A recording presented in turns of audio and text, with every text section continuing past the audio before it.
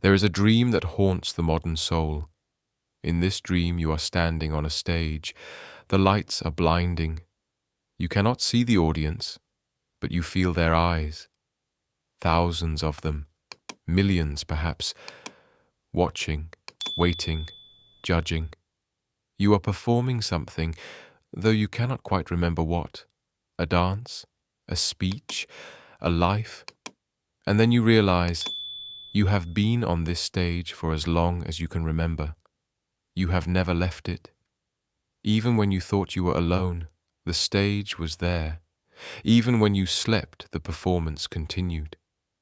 The applause comes in waves, but it is never quite enough.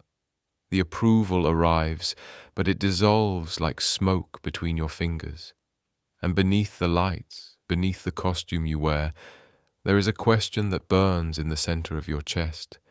A question you have been trying to answer since before you had the words to ask it. Am I good enough? This is not a simple question. It is an ancient wound dressed in modern clothing. It is the hidden trauma that shapes millions of lives without ever announcing its presence. It is the silent architect of anxiety, the invisible conductor of exhaustion, the unnamed force that drives us to achieve and achieve and achieve, and still feel empty. Tonight we descend into the hidden architecture of this wound. We trace its origins through the chambers of childhood, through the corridors of culture, through the very structure of consciousness itself. We explore the paradox of a species that evolved to belong, now caught in the performance of endless self-improvement. We investigate the price we pay for trying to earn a love that should have been given freely. This is a journey into the psychology of enough, into the trauma of conditional existence, into the prison we build when we mistake our worth for our performance.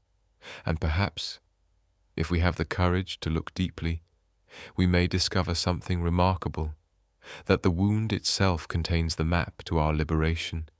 Picture a child, any child, perhaps yourself at 5 years old. This child wakes up in the morning with a certain lightness. There is no resume in their mind, no performance metrics, no grinding anxiety about whether they are measuring up. They simply are. They exist in the pure present tense of being. When they laugh fully. When they cry without shame. When they play, they are not thinking about playing. They are the play itself. This is what the psychologists call spontaneous existence. This is the original state of being human before the wound. But then something happens. Slowly, imperceptibly, the child begins to notice a pattern. Love comes with conditions. Attention has a price. Belonging requires performance. Perhaps mother smiles more brightly when the child is quiet, obedient, helpful. Perhaps father's approval only arrives with good grades, athletic achievements, visible success. Perhaps the child learns that crying brings frustration, that anger brings punishment, that too much joy is too much, that certain parts of the self must be hidden to remain safe. And so the child makes a decision, not consciously, but in the depths of the developing psyche. The child decides, I will become what they need me to be. I will perform the version of myself that earns love. This is the birth of what Donald Winnicott called the false self. This is the moment when being becomes doing, when existence becomes performance, when the child fragments into two, the authentic self that must be hidden and the acceptable self that must be displayed. And in that moment, a question is planted like a seed in the center of the child's consciousness. Am I good enough? This question will grow. It will send roots deep into the psyche. It will shape decisions, relationships, careers, entire lifetimes. It will whisper in moments of success. But did you do enough? It will scream in moments of failure. See? You were never enough to begin with. It becomes the lens through which reality is perceived, the algorithm through which experience is filtered. The invisible judge sitting in the courtroom of the mind, delivering verdict after verdict. Not enough. Try harder. Do more. Be better. And the tragic irony? The more we chase enough, the further it recedes, because we are trying to solve an emotional problem with achievement. We are trying to fill a wound of being with the currency of doing. We are attempting to earn something, unconditional love, fundamental worth, permission to exist, that cannot be earned because it was supposed to be given freely from the beginning.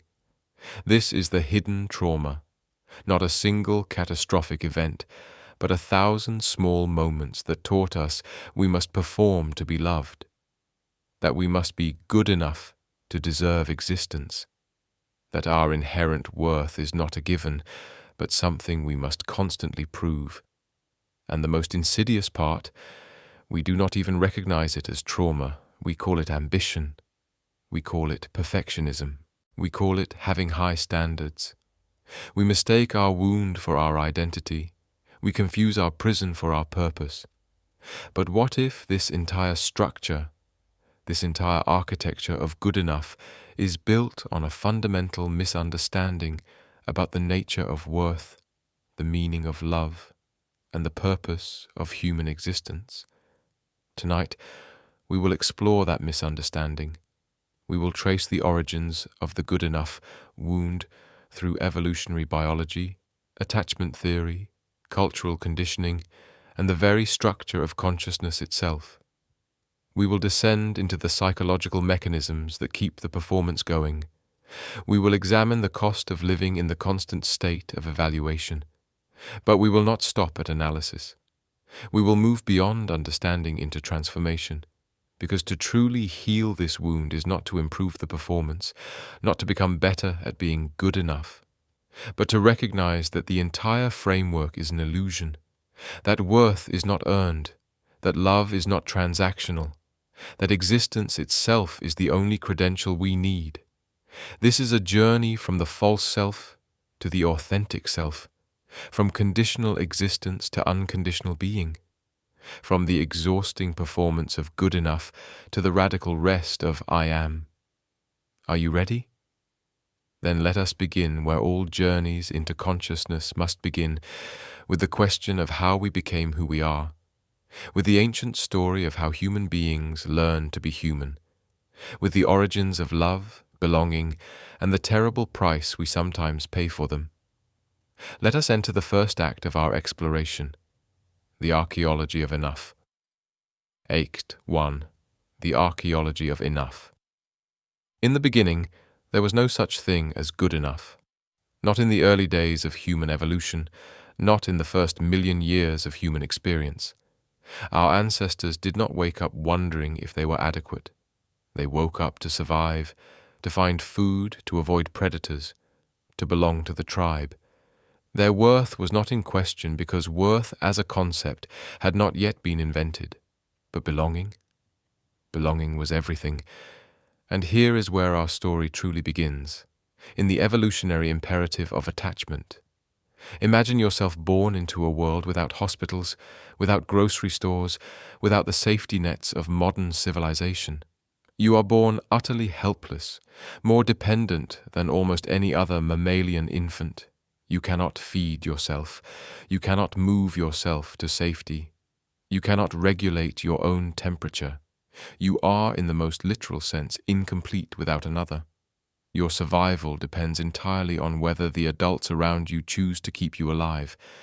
And so, evolution gives you a superpower, the ability to read the emotional states of your caregivers with extraordinary precision, to detect the slightest shift in facial expression, to feel the quality of touch, to sense whether you are safe or in danger based on the tone of a voice, the tension in a body, the presence or absence of warmth.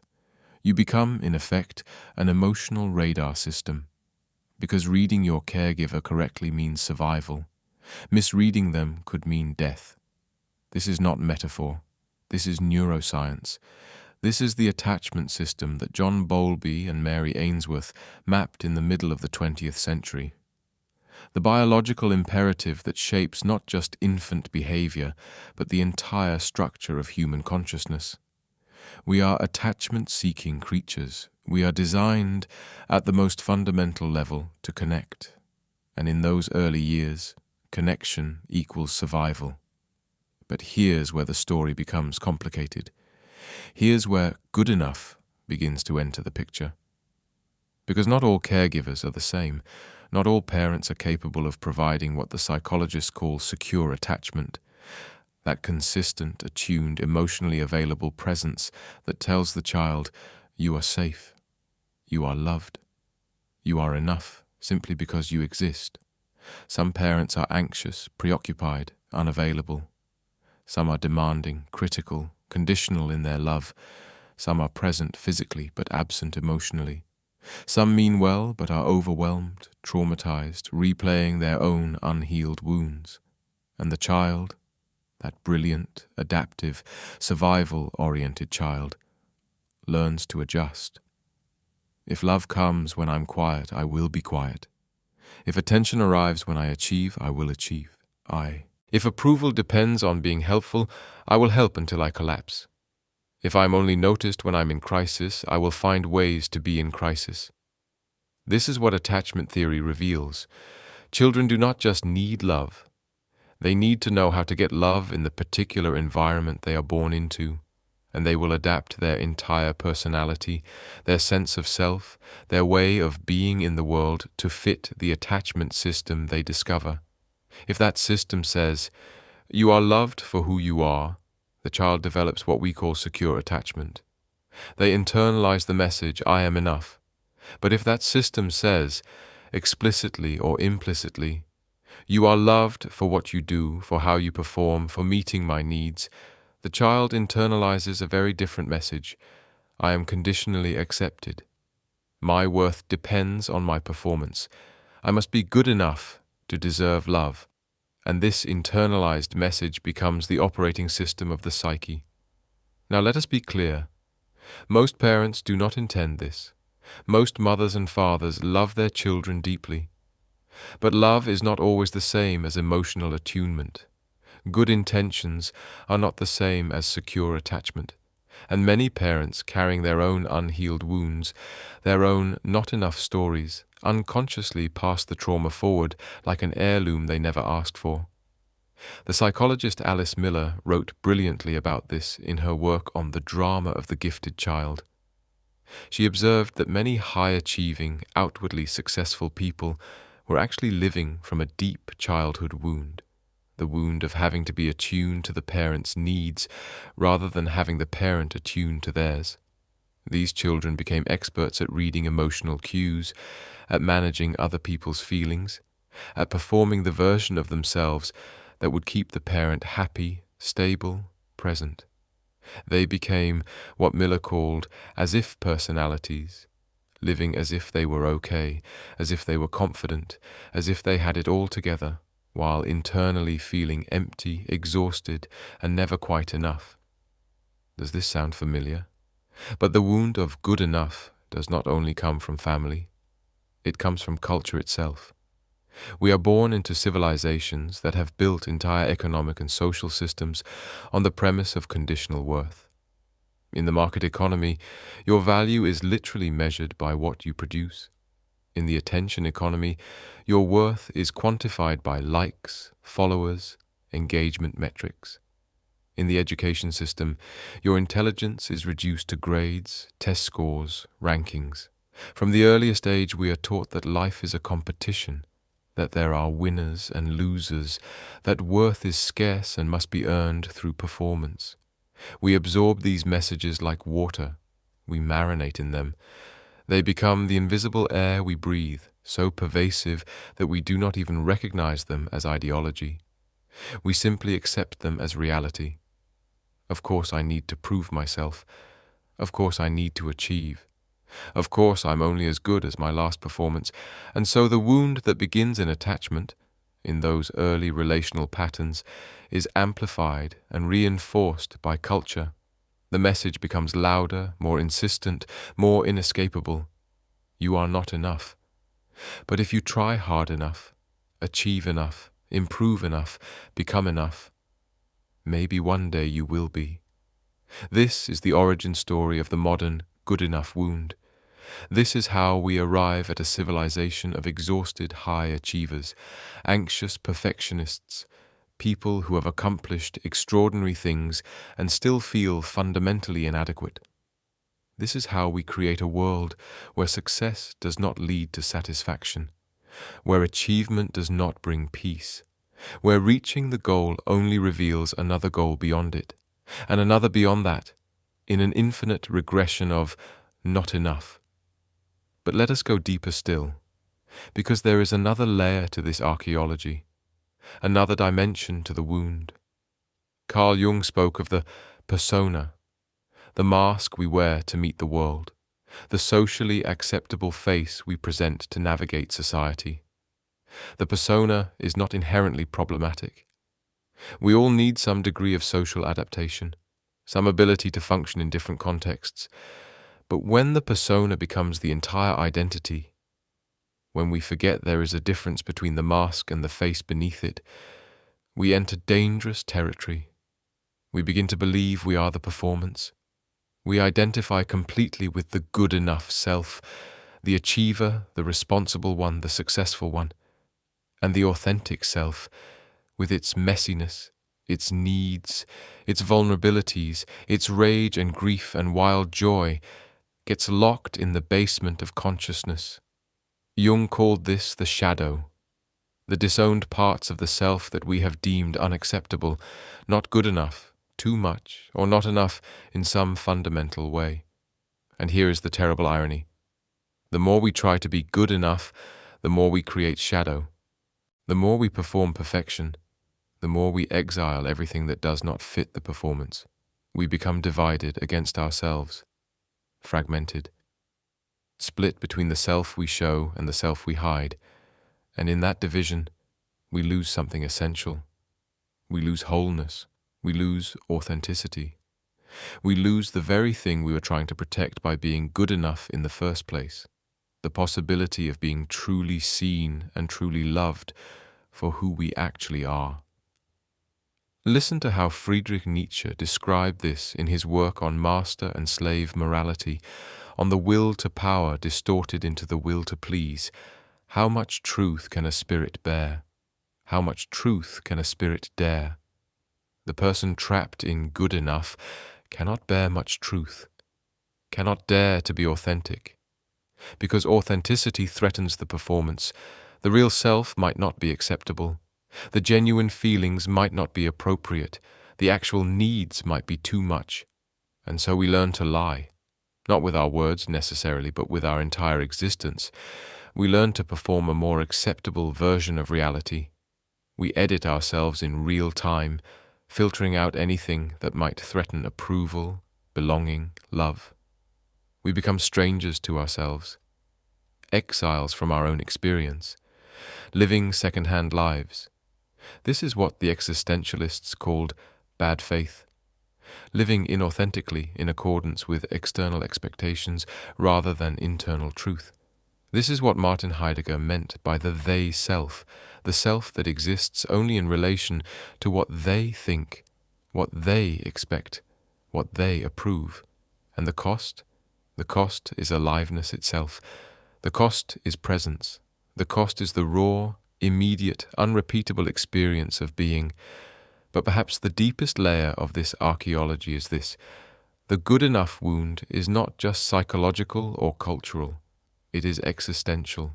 Because to be human is to be aware of our own mortality, to know that we are temporary, to sense the vastness of the universe and our own smallness within it, to wonder if our existence matters at all. The psychologist Ernest Becker argued in his masterwork, The Denial of Death, that much of human behavior is driven by what he called the terror of insignificance. We are, he wrote, gods with anuses, creatures capable of sublime thought and cosmic vision, trapped in fragile, failing bodies that will inevitably die. And this creates what Becker called the immortality project, the human attempt to transcend death through achievement, through leaving a legacy, through proving that we mattered, that we were enough to justify our existence. The good enough wound, from this perspective, is an attempt to outrun meaninglessness, to prove through achievement and performance that we deserve to exist, that our lives have significance, that we are not just random accidents in an indifferent universe. We are trying to earn cosmic approval, to be good enough, not just for our parents or our culture, but for existence itself. And this existential dimension is why the wound goes so deep, why no amount of achievement truly heals it, because we are trying to solve the problem of mortality with the tools of productivity.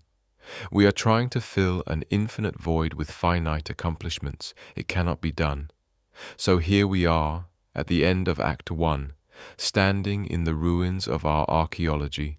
We have traced the good enough wound through evolution, attachment, culture, psychology, philosophy, and existential reality itself. We have seen how it begins in the survival imperative of the infant, how it is shaped by early relational patterns, how it is amplified by cultural conditioning, how it fragments us into persona and shadow, how it reflects our deepest existential anxieties. The wound is not simple. It is not just daddy issues or low self-esteem. It is woven into the very fabric of how we became conscious, how we became social, how we became human. But understanding origins is only the beginning. Now we must descend deeper. Now we must explore what this wound does to us once it is established, how it operates in the day-to-day reality of lived experience, how it constructs an entire architecture of consciousness that keeps us trapped in the performance. Now we must enter the descent, the crisis, the heart of darkness. Now we must enter Act 2, the prison of good enough. Act 2, the prison of performance, living the wound. There is a specific kind of exhaustion that comes from being good enough. It is not the exhaustion of physical labor, not the tired muscles after a long day's work. It is something else entirely. It is the exhaustion of vigilance, the weariness that comes from constant self-monitoring, from evaluating every word, every action, every moment through the lens of, is this enough? Am I doing this right? What will they think? It is the fatigue of living life as a performance evaluation, and if you have lived with the good enough wound, you know this exhaustion intimately. You know what it is to wake up already behind, to feel that you should be doing more, being more, achieving more before the day has even begun. You know the relentless internal critic that narrates your life with a running commentary of inadequacy. You know what it is to succeed and feel nothing, to achieve and immediately discount it, to receive praise and deflect it because some part of you knows that if they really saw you, if they knew the truth beneath the performance, they would not be impressed at all. This is the lived experience of the wound. This is the day-to-day reality of the prison we have been describing. And in this act, we will explore its architecture. We will map the mechanisms that keep the prison functioning. We will investigate the psychological patterns, the neural habits, the behavioral cycles that make good enough feel not like a wound, but like reality itself. Let us begin with what neuroscience has revealed about the brain on perfectionism. When you are trapped in the good enough pattern, your brain is in a chronic state of evaluation. The prefrontal cortex, that part of the brain responsible for judgment, planning, self-monitoring, is constantly active, constantly scanning for threats to your acceptability. But here's what's fascinating. The brain cannot distinguish between physical threats and social emotional threats. The same alarm systems that kept our ancestors safe from predators now activate in response to the possibility of rejection, failure, judgment. When you worry about being good enough, your brain literally perceives it as a survival threat. The amygdala activates, cortisol floods the system. Your body prepares for fight, flight, or freeze, not because you are in actual danger, but because your sense of belonging, your social safety, feels threatened. And remember, belonging is survival for the human nervous system. We are wired to connect. Rejection, from the perspective of the ancient limbic brain, equals death. So the good enough wound is not just psychological distress, it is a chronic activation of the threat response system. It is your body in a constant state of emergency, trying to protect you from the perceived danger of not being acceptable. This is why the wound is so exhausting. You are literally living in survival mode. Your nervous system is running a marathon every single day, even when you're sitting still, even when everything is objectively fine. The body keeps the score, as Bessel van der Kolk wrote. The body never forgets that it once learned. Not being good enough equals abandonment, equals death. But the brain is not just responding to threat. It is also caught in what psychologists call reinforcement schedules. Think about it. When you perform, when you achieve, when you are good enough, what happens? You get a hit of relief, a moment of validation, a temporary easing of the anxiety. Perhaps praise comes, perhaps approval arrives, perhaps you feel for just a moment safe. This is positive reinforcement, and it is powerful. But, and this is crucial, the relief is always temporary. The sense of being good enough never lasts, because the wound itself is not healed by achievement. Achievement only temporarily soothes it, like putting a band-aid on a deep internal injury. And so you must achieve again, and again, and again.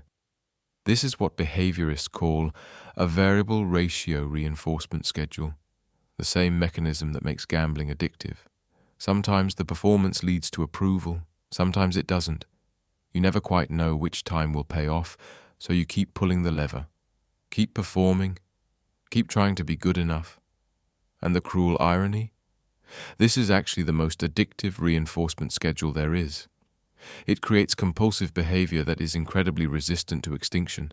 You become addicted to the chase, addicted to the attempt, not because it works, but because it occasionally works just enough to keep you hoping that next time, it will finally be enough. This is the neuroscience of never enough. This is why understanding the wound intellectually does not automatically free you from it, because the patterns are wired deep, reinforced over thousands of repetitions, embedded in the very structure of how your brain predicts and responds to the world.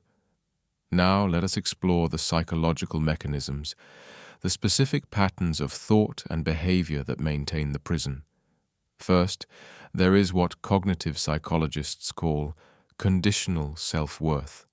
This is the belief that your value is dependent on meeting certain standards, that you are only as good as your last performance, that love, acceptance, belonging are things you must continuously earn. People with conditional self-worth live in a state of perpetual evaluation. Every interaction becomes a test. Every situation becomes an opportunity to prove or disprove their worth. They're constantly asking, did I do enough? Was I good enough? Did I pass? This creates what Carol Dweck would call a fixed mindset, the belief that your fundamental qualities, your essential worth, are fixed quantities that can be measured and judged. In contrast to a growth mindset, where challenges are opportunities for development, those with conditional self-worth experience challenges as threats to their very identity. A mistake is not just a mistake, it is evidence of fundamental inadequacy. A failure is not just feedback, it is proof that you were never enough to begin with. Criticism is not information, it is confirmation of your worst fear about yourself. Do you see how the wound creates a reality distortion field? How it takes neutral information and transforms it into evidence of inadequacy? Second, there is the pattern of comparative consciousness, the habitual tendency to measure your worth against others. When you believe you must be good enough, you need a metric. You need to know, good enough compared to what? Compared to whom? And so you begin the endless game of comparison.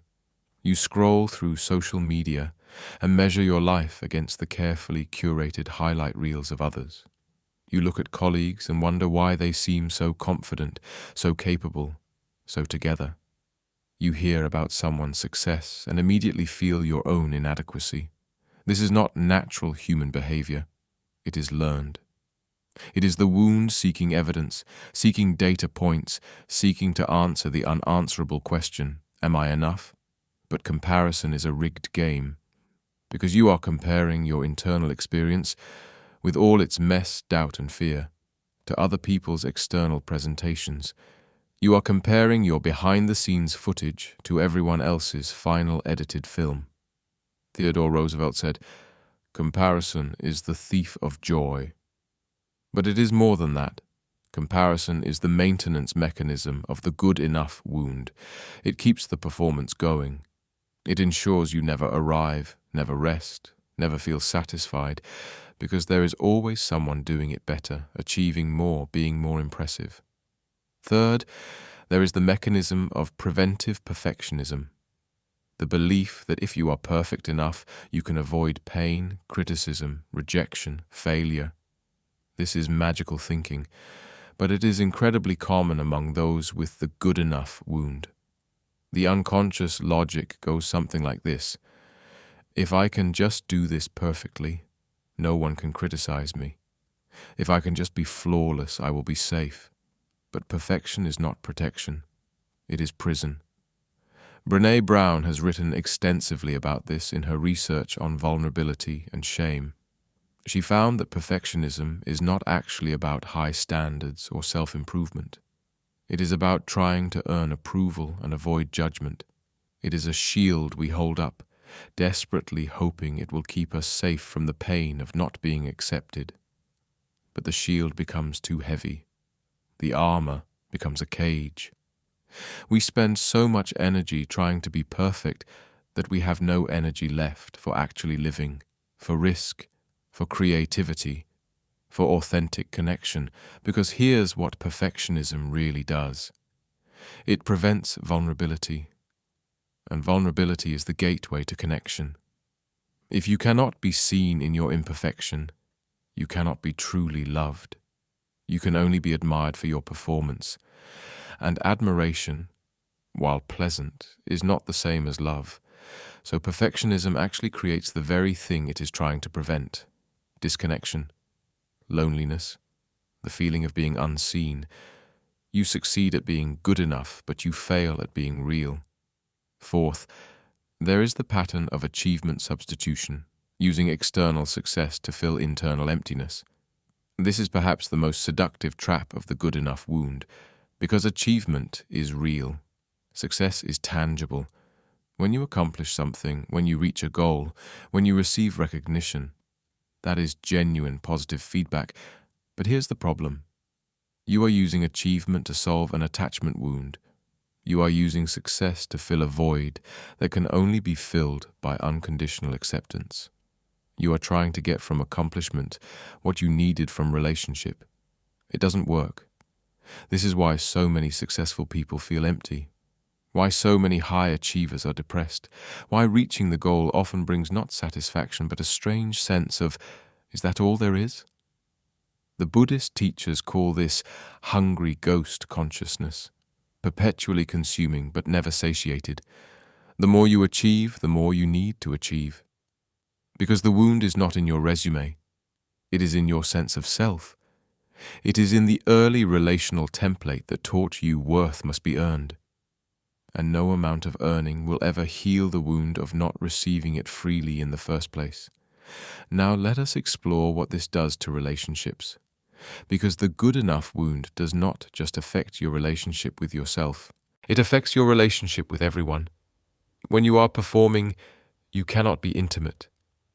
Intimacy requires being seen, and being seen requires showing yourself. The messy, imperfect, vulnerable truth of who you are. But if you have learned that the real you is not acceptable, that only the performed version is safe, then you cannot risk intimacy. You can have admiring relationships, productive relationships, even caring relationships, but you cannot have knowing relationships.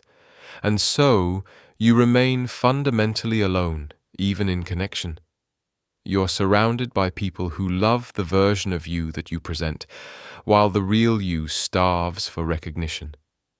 This creates what psychologists call imposter syndrome, the persistent feeling that you are a fraud, that you are fooling everyone, that if they really knew you, they would reject you. Imposter syndrome is not a personal failing, it is a symptom of the good enough wound. It is what happens when there is a gap between your authentic self and your performed self, and you live in constant fear that the gap will be discovered. The solution is not to perform better. It is not to become so good that you are no longer an imposter. The solution is to close the gap, to risk being seen, to let the authentic and the performed self integrate. But that requires something terrifying. It requires letting people see you as you actually are and trusting that you might still be loved. And here we arrive at perhaps the most painful dimension of the prison, the rage. Because beneath the performance, beneath the people-pleasing, beneath the endless striving to be good enough, there is often a deep, buried fury. Rage at having to earn love. Rage at never being enough. Rage at the parents who didn't see you, the culture that commodified you, the systems that reduced you to metrics. Rage at having to be so controlled, so careful, so constantly vigilant. But the rage cannot be expressed, because expressing rage would threaten the performance, would prove that you are not good enough after all, would confirm that you are in fact too much, too angry, too messy, too real. And so the rage turns inward. It becomes depression. It becomes self-criticism. It becomes the internal voice that attacks you more viciously than any external critic ever could. Freud said that depression is anger turned inward, and for many people with the good enough wound, this is precisely what happens. The fury they cannot direct outward gets redirected toward the self. This is the shadow side of perfectionism, the savage self-hatred that erupts when the performance fails, the brutal internal monologue, the punishment we inflict on ourselves for being human. We become our own worst abusers. We do to ourselves what we would never tolerate someone else doing to us. We criticize, demean, exhaust, and emotionally abandon ourselves, all in the name of trying to be good enough. The wound that began with conditional love becomes an internalized system of conditional self-acceptance. We withhold from ourselves the very thing we needed from others, unconditional regard. And yet, even in this darkness, even in this prison, there is something extraordinary happening, because the pain itself is trying to tell us something. The exhaustion is a message. The rage is information. The depression is a signal that something fundamental needs to change. This is what Jung meant when he said, "The patient's illness is the medium of cure. The symptom itself contains the solution. The wound, when truly understood, reveals the path to healing." What if the pain of never enough is actually the soul's rebellion against the lie? What if the exhaustion is the body saying, "I cannot keep performing this life"? What if the emptiness of achievement is pointing toward a different kind of fulfillment? What if the crisis is actually the beginning of awakening? There is a moment in every genuine psychological journey when the old structure begins to collapse, when the performance can no longer be maintained, when the cost of being good enough exceeds the imagined cost of being authentic. This is the dark night of the soul. This is what James Hollis calls the middle passage. That moment when the life we have built, the identity we have performed, reveals itself to be unsustainable. For some, it comes as burnout. The body simply refuses to continue. For some, it comes as depression. The psyche withdraws its energy from the performance. For some, it comes as a crisis, a loss, a failure, a revelation that breaks the spell of the false self. But however it arrives, it is terrifying, because when the performance stops, who are you? When you are no longer good enough, what remains? And yet this terror, this groundlessness, is the threshold. This is the edge where transformation becomes possible, because you cannot build a new structure while the old one still stands. You cannot discover your authentic self while still performing the acceptable one. Sometimes the prison must burn down before you realize you always had the key. So here we stand at the end of Act 2, in the ruins of the performance. We have mapped the prison in detail. We have examined the neuroscience, the psychology, the relational patterns, the behavioral mechanisms.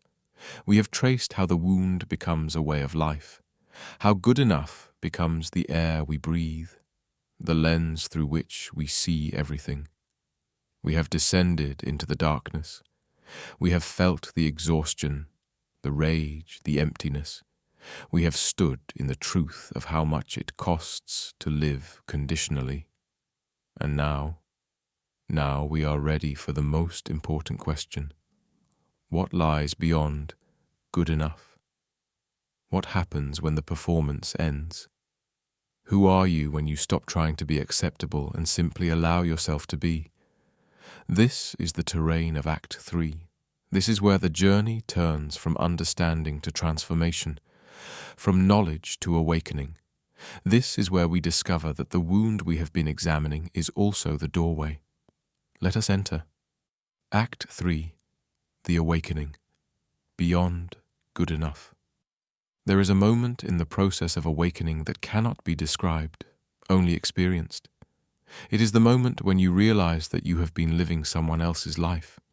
When you suddenly see, with stunning clarity, that the person you have been presenting to the world is a construction, a performance, a strategy for survival that has become so automatic you forgot it was a choice. And in that moment of recognition, something shifts. Not the circumstances of your life, not your accomplishments or your resume, but something deeper, something in the very center of consciousness. You realize, I am not the performance.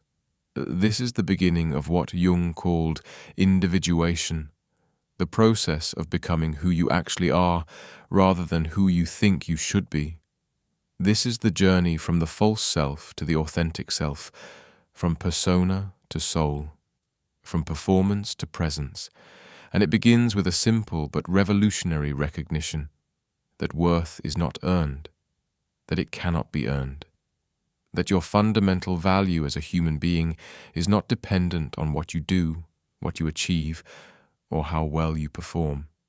This seems obvious when stated directly, but it is not obvious at all when you have spent your entire life operating from the opposite premise.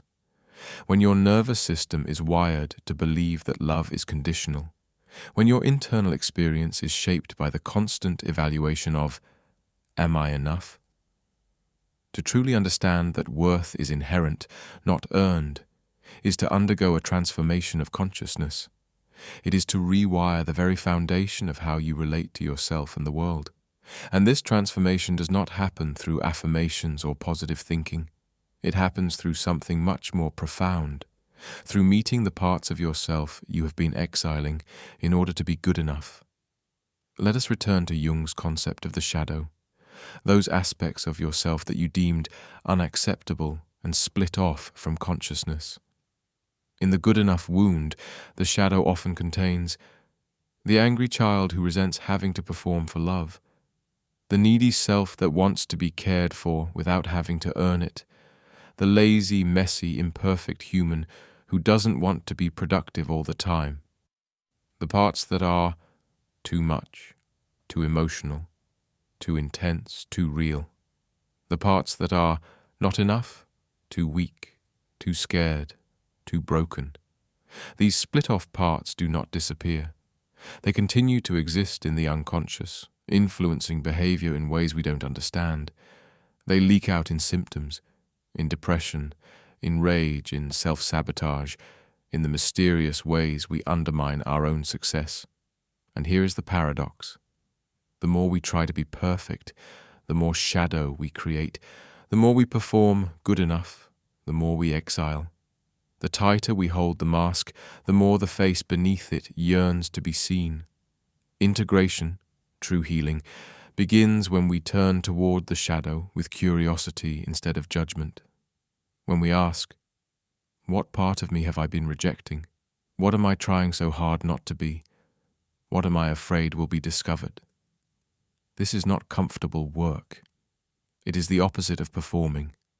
It is allowing yourself to be seen in your actual experience, not your curated presentation. It is letting yourself be angry without immediately justifying or explaining it away. It is acknowledging need without shame. It is feeling fear without pretending to be strong. It is being messy, uncertain, imperfect, and not immediately rushing to fix it.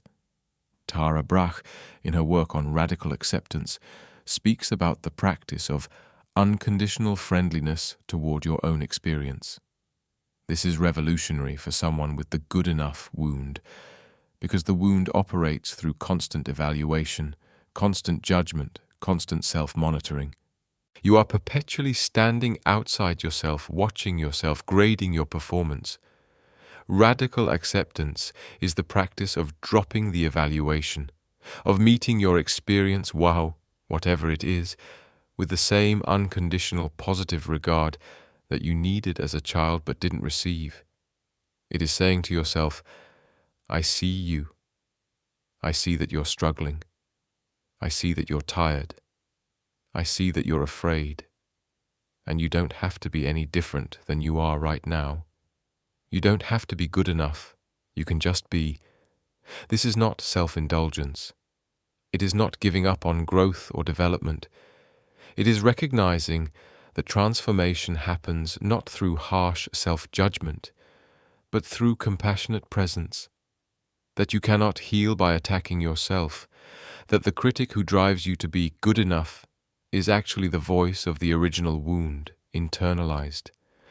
But let us go deeper, because awakening from the good enough wound is not just about self-compassion, it is about fundamentally reorienting your relationship to existence itself. The existential philosopher Martin Buber distinguished between two modes of relating, I-it and I-thou. In I-it relating, you treat things, including yourself, as objects to be used, evaluated, improved. This is the mode of performance of strategic thinking, of means-to-ends reasoning. In I-thou relating, you meet being with being. You encounter the other or yourself as a subject, not an object, as a presence, not a problem to be solved. The good enough wound keeps you locked in I-it mode, even with yourself. You treat yourself as a project, as something to be improved, optimized, made acceptable. You objectify your own existence. Awakening is the shift from I-it to I-thou. It is learning to meet yourself as you would meet a beloved child, with presence, with tenderness, with a recognition that existence itself is the miracle, not the performance. This is what the spiritual teacher Eckhart Tolle points to when he speaks about being versus doing. The good enough wound makes your entire identity dependent on doing, on achievement, performance, productivity.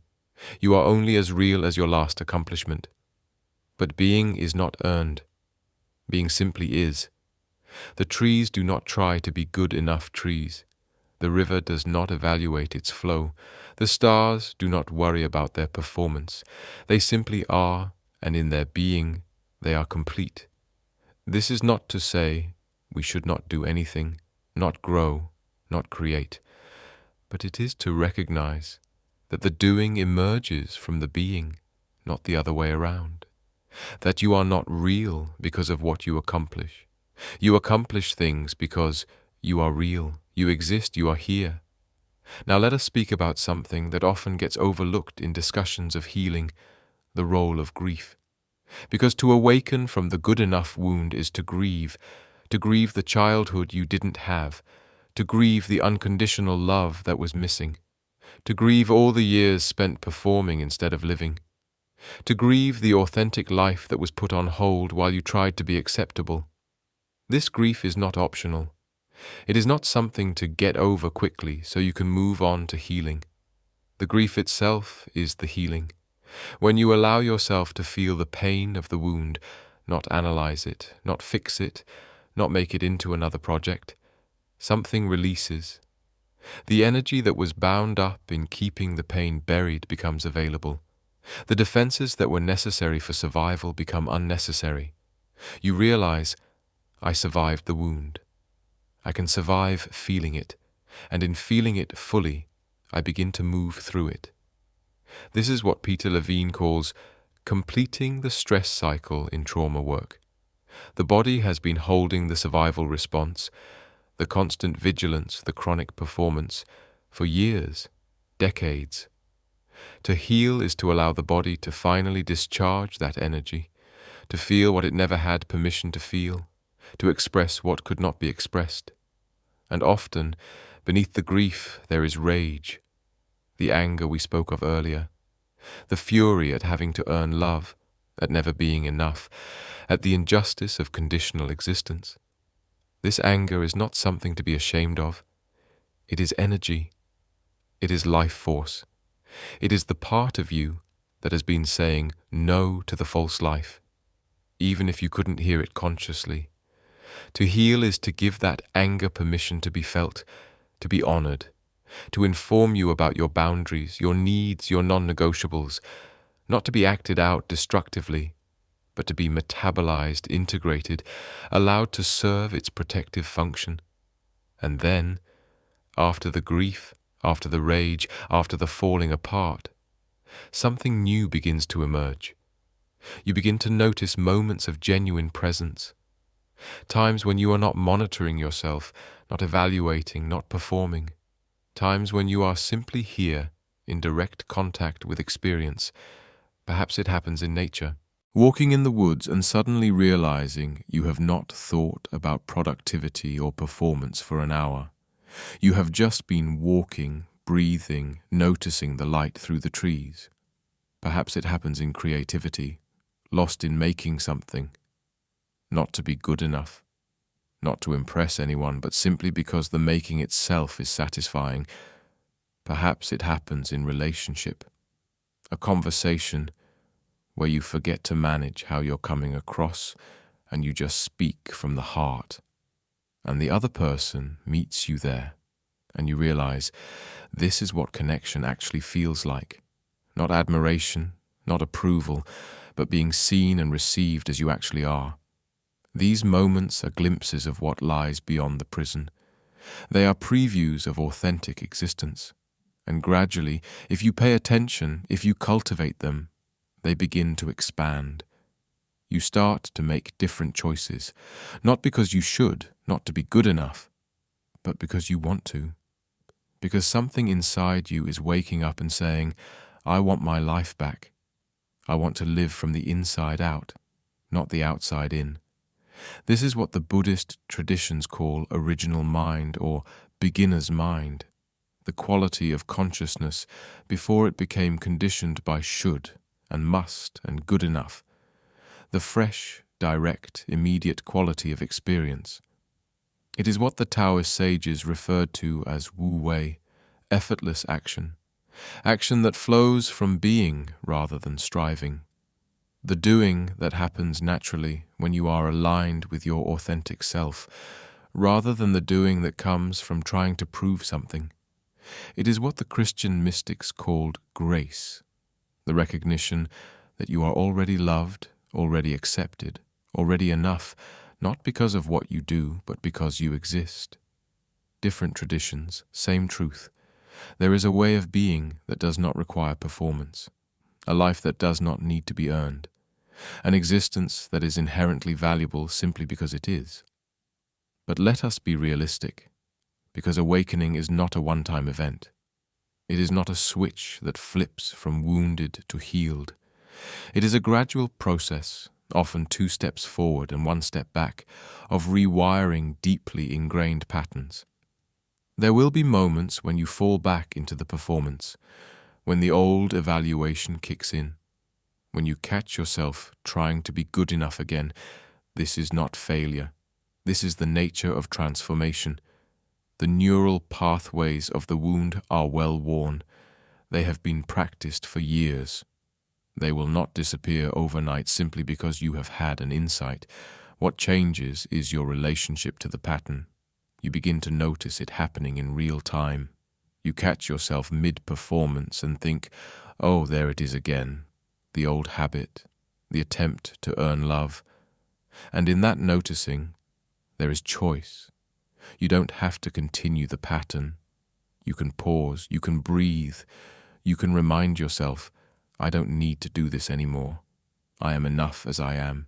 This is the practice, not perfection, because that would just be another version of good enough, but awareness. Compassionate, patient awareness that meets yourself where you are again and again, and gently invites you back to authentic being. And something else begins to happen as you heal this wound. You become more able to be present for others without performing for them. Because when you are not trying to earn approval, you stop needing others to validate you. When you are not dependent on external evaluation, you stop evaluating others. When you are no longer living from scarcity, from not enough, you stop experiencing other people's success as a threat to your own worth. You begin to relate from abundance rather than competition, from genuine curiosity rather than comparative assessment, from authentic connection rather than strategic positioning. Your relationships transform. Not because you are doing relationship better, but because you are being yourself more fully. And that authenticity creates permission for others to be authentic too. This is how healing spreads, not through teaching or preaching, but through embodiment. You become a living demonstration that it is possible to exist without constant performance. That worth is not earned, that you can be imperfect, vulnerable, real, and still be valuable, still be loved, still belong. Let me speak now about something profound, the relationship between healing the good enough wound and the evolution of consciousness itself. Because what we are describing is not just individual therapy, it is a shift in how humans relate to existence, a movement from ego-centered consciousness, constantly concerned with how I am perceived, whether I am enough, how I measure up, to something larger. Ken Wilber, in his integral theory, speaks about different stages of consciousness development. Walking in the woods and suddenly realizing you have not thought about productivity or performance for an hour. You have just been walking, breathing, noticing the light through the trees.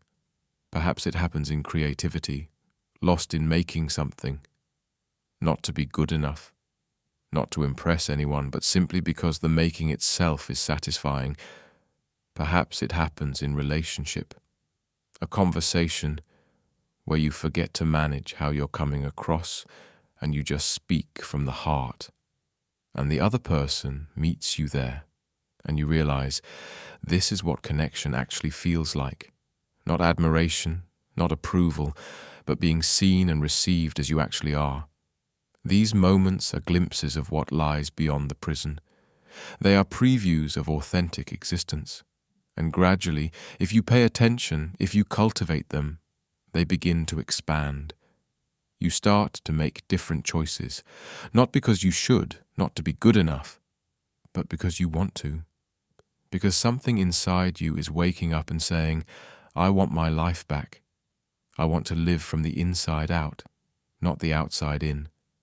This is what the Buddhist traditions call original mind or beginner's mind, the quality of consciousness before it became conditioned by should and must and good enough, the fresh, direct, immediate quality of experience. It is what the Taoist sages referred to as wu wei, effortless action, action that flows from being rather than striving.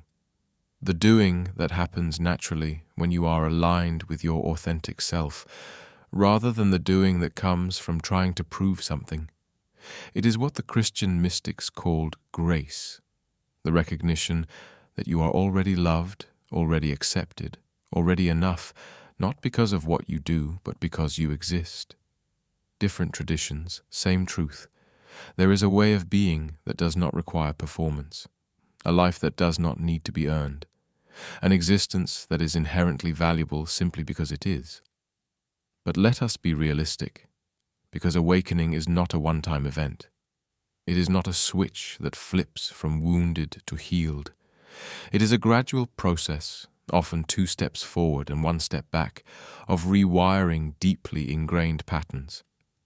There will be moments when you fall back into the performance, when the old evaluation kicks in, when you catch yourself trying to be good enough again. This is not failure. This is the nature of transformation.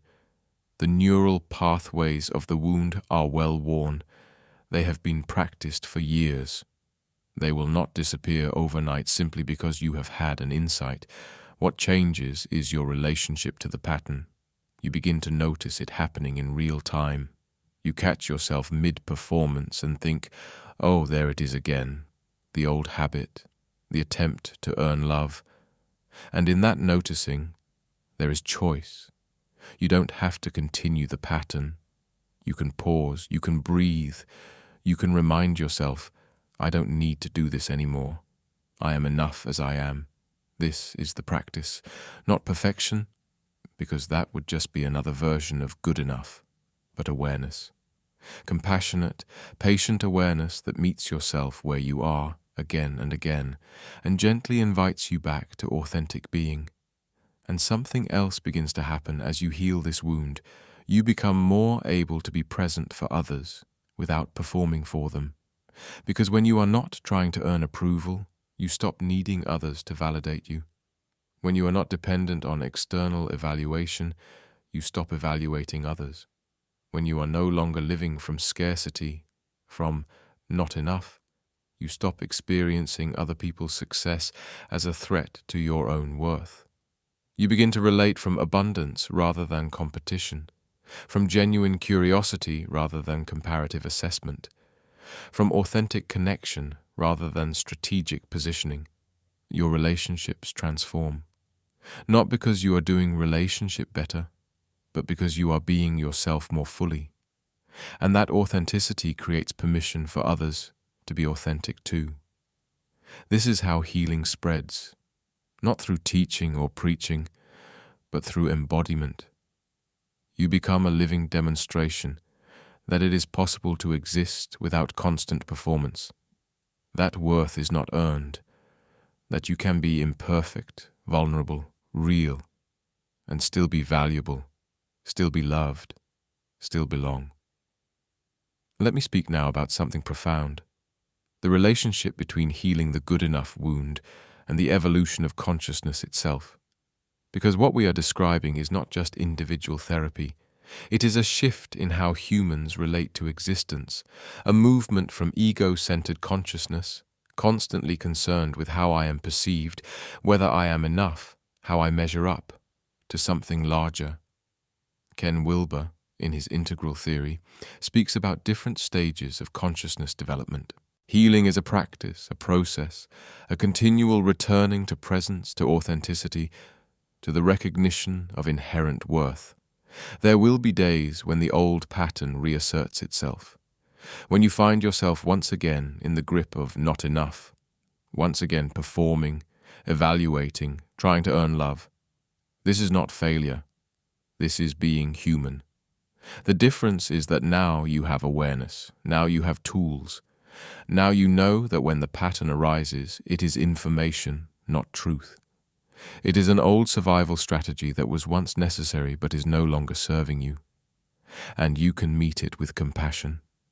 You can say to that part of yourself, "Thank you for trying to keep me safe. Thank you for all the years of effort. But I don't need this protection anymore. I am safe to be myself." What we are speaking about, this healing of the good enough wound, is part of a larger transformation happening in human consciousness right now. More and more people are waking up to the emptiness of the performance, to the cost of living conditionally, to the exhaustion of constant self-improvement. There is a collective recognition that the old models of worth based on productivity, of value based on achievement, of love as something to be earned, are not working. We are living through what some call the great unraveling, the breakdown of systems, structures, and identities that no longer serve the evolution of consciousness. And part of that unraveling is the dissolution of the good enough paradigm itself. What is emerging, slowly, imperfectly, but unmistakably, is a new understanding that human worth is inherent, not earned, that we belong to each other and to existence itself, not conditionally, but as a fundamental fact, that the purpose of life is not to prove ourselves, but to fully become ourselves. This is the consciousness that lies on the other side of the wound, and every person who does their own healing work, who moves from performance to presence, contributes to this larger shift. Your awakening is not just personal, it is political, it is evolutionary. It is a participation in the transformation of what it means to be human. So let me leave you with this. You are enough. Not because of what you have accomplished, not because of how hard you try, not because you met some external standard of acceptability. You are enough because you exist. Because consciousness is looking through your eyes. Because life is moving through your body. Because in this moment, you are here, aware, present. And that, just that, nothing more, is the miracle. Everything else, all the achievement, all the performance, all the striving to be good enough, is extra. It might be meaningful. It might be valuable. It might be how you choose to express yourself in the world. But it is not what makes you real. It is not what gives you worth. It is not what earns you the right to exist. You already have that right. You were born with it. It cannot be taken away, no matter what you do or fail to do. The wound of good enough taught you to live from the outside in, to let external evaluation determine your internal experience, to measure your worth by other people's responses, to perform a life that would be acceptable rather than living a life that is authentic. But the truth that perhaps you have glimpsed in these hours we have spent together, is that you can live from the inside out. You can let your authentic self determine your choices. You can allow your actual experience, your genuine feelings, your real needs to guide you. This is not selfishness, this is integrity. This is the alignment between inner and outer that makes a life feel integrated, whole, real. And when you live this way, when you stop performing and start being, something extraordinary happens. You give permission to everyone around you to do the same. You become a field of acceptance, of unconditional positive regard that allows others to drop their own performances. This is how healing propagates. This is how consciousness evolves, one person at a time, waking up to their inherent worth, one moment at a time, choosing authenticity over acceptability, one breath at a time, returning to the simple miracle of being. I want to acknowledge something before we close. If you have lived your entire life with the good enough wound, what I am describing might sound impossible. It might sound like a beautiful idea that has no relationship to your lived reality. You might be thinking, this all sounds nice, but I don't know how to actually do it. I don't know how to stop evaluating myself. I don't know how to feel inherently valuable. And that is okay. That is honest. That is where you are. Transformation does not happen through understanding alone. It happens through practice, through repetition, through the patient work of rewiring consciousness over time. It happens through therapy, through meditation, through honest relationships, through creative expression, through any practice that helps you meet yourself with compassion rather than judgment. It happens through the small choices you make every day, to pause when you notice self-criticism, to breathe when you feel the pressure to perform, to ask yourself in difficult moments, what would I do right now if I truly believed I was already enough? The answer to that question, lived over and over again, is the path. And let me also say this. Healing the good enough wound does not mean you stop caring about your life, your work, your contribution to the world. It does not mean you become passive or complacent. In fact, the opposite is true. When you are no longer driven by the desperate need to prove your worth, you become free to discover what you actually care about, what you genuinely want to create, to explore, to contribute. The doing that emerges from being is far more creative, more genuine, more sustainable than the doing that emerges from not enough, because it is not driven by fear of inadequacy. It is inspired by love, love of the work itself, love of the contribution, love of the creative process. You stop asking, will this make me good enough? You start asking, does this feel true? Does this express who I actually am? Does this serve what I genuinely care about? And from that question, a different kind of life emerges, a life that is yours, not borrowed, not performed, not designed to meet someone else's expectations, but authentically, unmistakably, courageously yours. There is a Sufi teaching story I want to share with you as we close. A student goes to a great teacher and says, "Master, I have been practicing for years. I have read all the texts. I have done all the meditations. I have tried so hard to become enlightened, but nothing is happening. What am I doing wrong?" And the master looks at the student with infinite tenderness and says, "You are trying to become something you already are." This is the secret hidden at the heart of the good enough wound. You are trying to become worthy, valuable enough, something you already are and have always been. The wound convinced you that worth must be earned, and you have spent your life in that earning. But the earning itself is what keeps you from recognizing what was true all along. You are enough. You have always been enough. You will always be enough. Not as something to achieve in the future, but as a present reality that is simply waiting to be recognized. And so we arrive at the end of our journey, though in truth, it is not an end but a beginning. The beginning of your life lived from the recognition of inherent worth. The beginning of existence beyond performance. The beginning of the freedom that comes from finally being allowed to rest. Not the rest of laziness or giving up, but the rest of coming home to yourself. The rest of no longer needing to prove anything. The rest of being held by existence itself, knowing that you belong here, that you are wanted here, that you are necessary exactly as you are. This is what lies on the other side of good enough, not perfection, not endless happiness, not a life without challenges, but a life that feels like yours, a life where you are the author rather than the performer, a life where you can look in the mirror and see not a project to be improved, but a human being worthy of love. I began this journey by asking you to imagine a dream of standing on a stage, performing endlessly, wondering if you are good enough. Now I want to invite you into a different dream. In this dream, you walk off the stage. You step out of the lights, out of the performance, out of the evaluation. And as your eyes adjust to the darkness, you realize there was never an audience. There were never judges. There was never anyone keeping score. There was only you, watching yourself, evaluating yourself, imprisoning yourself in the belief that you had to earn the right to exist.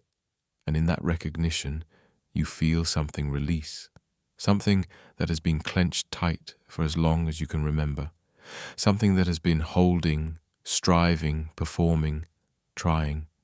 It releases, and in the space where that tension was, there is simply being, simply breath. Simply the raw, immediate, impossible fact of being alive. You are here. You exist. You are enough. Not because you proved it, not because you earned it, but because existence does not ask for proof. Life does not require credentials. Being does not need justification.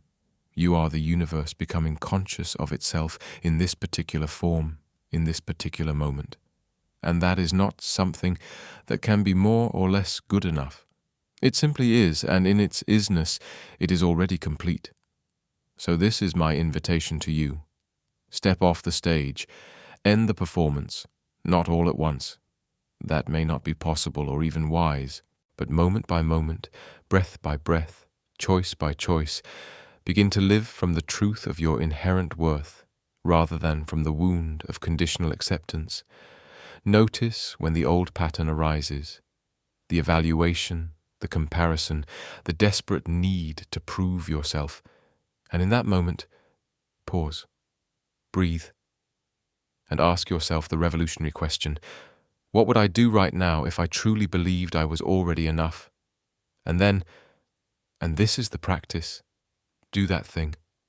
Not perfectly, not to prove anything, but as an experiment in authentic existence, as a small act of rebellion against the tyranny of good enough, as a practice of returning to yourself again and again and again. This is the work. This is the awakening.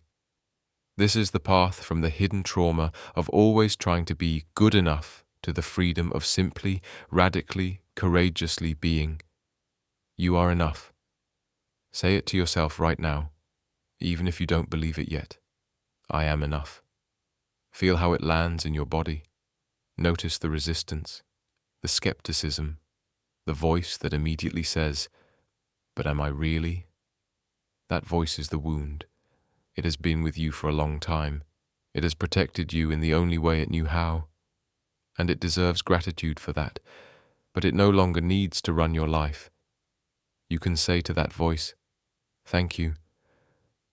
I know you're trying to keep me safe, but I don't need this protection anymore. I am safe to be myself. I am safe to be imperfect. I am safe to be human." And then you can say it again, with a little more conviction, "I am enough." And again, "I am enough." And again, until it begins to feel less like a statement and more like a recognition, less like something you are trying to convince yourself of, and more like something you are finally allowing yourself to remember. I am enough. I have always been enough. I will always be enough. Welcome home. Welcome to the life that was always waiting for you on the other side of the performance. Welcome to the freedom of being exactly who you are. Welcome to the truth that no amount of achievement could prove, and no amount of failure could disprove, that you are valuable beyond measure, loved beyond conditions, and enough beyond question simply because you exist. This is not the end of your journey. It is the beginning of the real one. The journey into authentic being, into genuine presence, into the life that is truly, unmistakably, courageously yours. The stage is empty now, the performance is over, the lights have dimmed, and in the quiet that remains you can finally hear it. The voice that has been whispering beneath all the noise, all the striving, all the desperate attempts to be good enough. It has been saying the same thing all along, waiting patiently for you to listen. You are already home. You are already whole. You are already and have always been enough. May you have the courage to believe it. May you have the patience to practice it. May you have the grace to live it. And may you, in your liberation, become a light for others, still trapped in the performance, still believing they must earn what was always freely given. We are all enough. We have always been enough. And recognizing this, truly recognizing it, is the awakening that transforms not just individual lives, but consciousness itself. Thank you for taking this journey with me. Thank you for having the courage to look at the wound. Thank you for being willing to consider that there might be another way to live. The rest of the journey is yours. And you, exactly as you are in this moment, with all your imperfections and uncertainties and beautiful messy humanity, you are more than good enough to walk it. You are enough. Now go live like you believe it. Echoes of the ancients, the stirring, Season 1. the hidden trauma of always trying to be good enough. If this exploration resonated with you, if you found yourself in this story of good enough, know that you are not alone. Millions of people are waking up to this hidden wound, recognizing how it has shaped their lives and choosing the path of authentic being over endless performance. The journey from good enough to I am enough is one of the most important transformations you will ever undertake. It is the reclamation of your life, your worth, your very existence from the prison of conditional acceptance. You deserve to live freely. You deserve to be seen. You deserve to exist without having to constantly prove that you have the right to take up space in this world.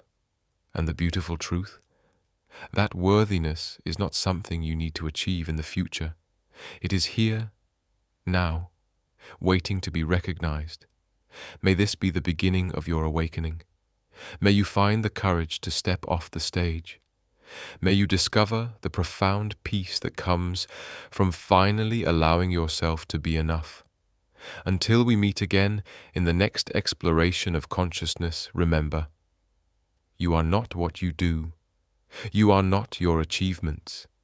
You are not your performance. You are awareness itself, temporarily taking form, inherently valuable, unconditionally worthy, and always, always enough. Welcome home to yourself.